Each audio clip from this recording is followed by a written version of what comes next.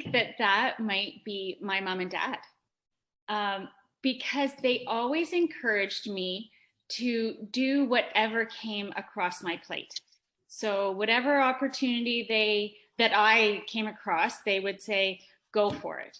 And so I think that just carried through in my life.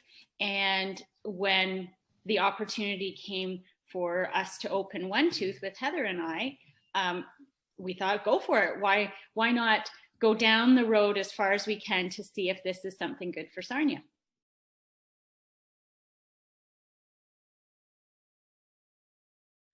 No, no, I didn't. But my husband was very clear about, okay, so we should go through every possible opportunity to see where there might be barriers. So a really good business plan, go through, his line to Heather and I, as soon as we said we would love to do this opportunity, he said, let's spend $5,000 in order to save 50,000.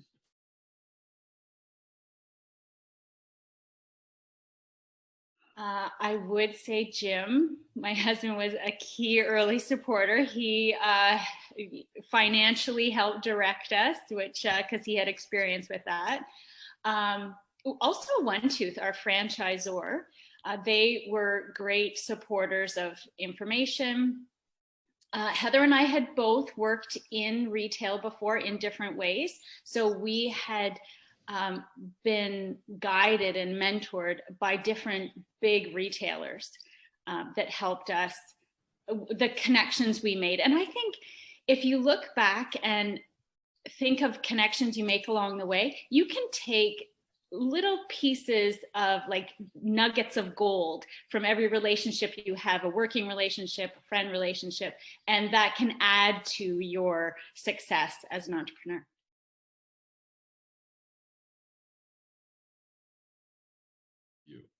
I was actually just talking about this yesterday because Heather and I, the reason we started One Tooth is we attended a workout boot camp and realized we didn't have the outfits that everyone else had.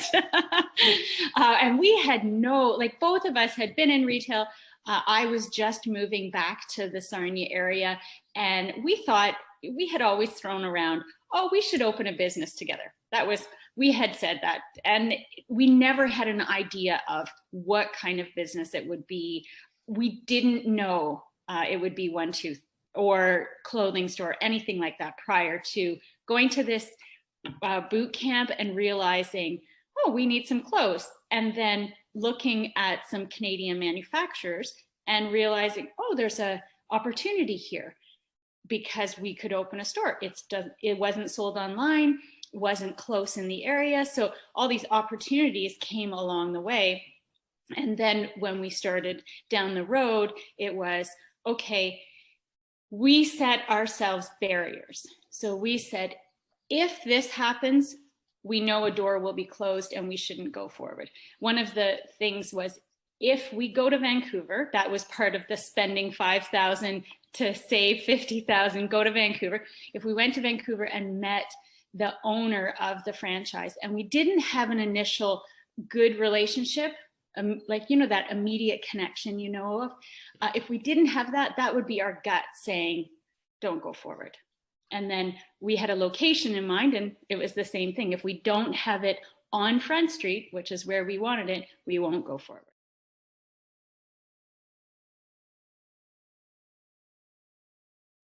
No, because every time we hit a problem, an obstacle, we looked at it as an opportunity.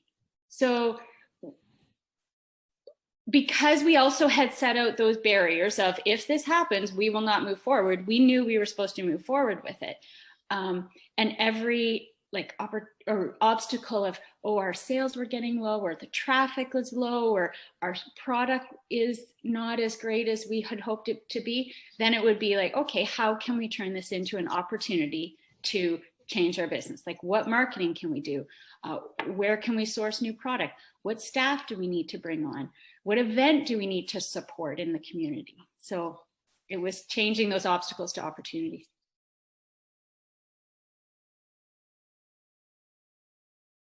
But I would say it was making sure we were always looking for what's new, never being stale.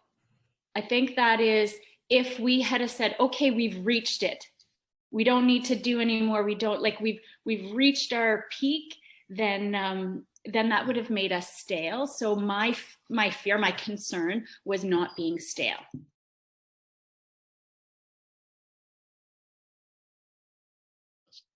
Okay, so for business, it's the finances, the even just on our marketing, how many people are making a comment or how many people are looking at it. Like, that was the key.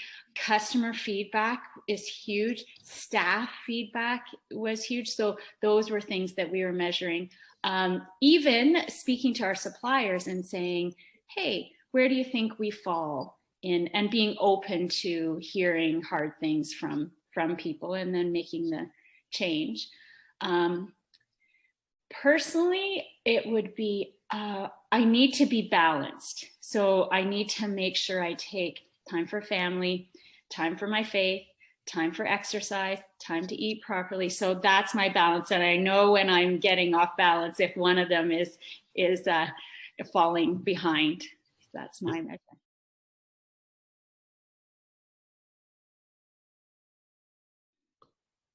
You know, I've never felt that. And that sounds absurd, but I also think how my parents raised me. I had two brothers and one sister, and we were always expected, the same things were expected of all of us. So my parents, I can think, started that foundation. And so then to go into business, I didn't even think that I would be treated different because I wasn't going to receive that. So however you treated me, I guess there's that confidence you have in yourself that you are raised in, that you work on. So it never even crossed my mind that I would have been treated differently, or I was being treated differently, because I didn't allow somebody to.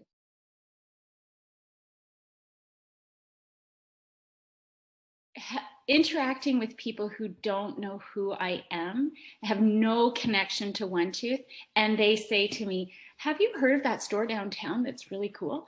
And I'm like, really? Oh, that's great. Like, I love hearing that. It's not because I think that's because of me, but I love how the community has received One Tooth. Like, I love that. I love the fact that we were able to continue to support so many great local uh, charities and events. Like, I think I love that. Hearing that One Tooth is positive in the community and brings something good to the community, like people have good experiences. I never expected people to come into the store to buy. I always expected they would come in and leave happier than when they came in, purchase or no purchase. Just that we would have a positive influence on people every day.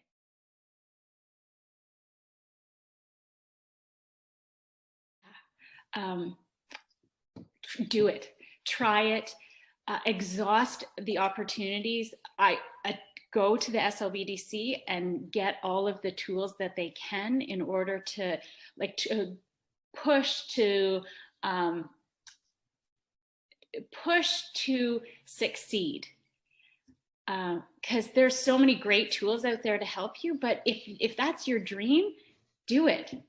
Just try it, do it. There's so many opportunities in life. Don't let fear hold you back, fear of failure, because there are so many people that have failed 3 and 4 times, but then they come up with something spectacular.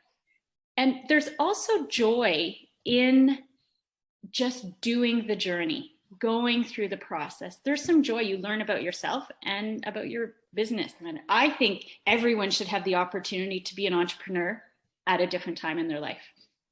You learn so much about yourself, about the community, and you're giving to the community, and then the community benefits.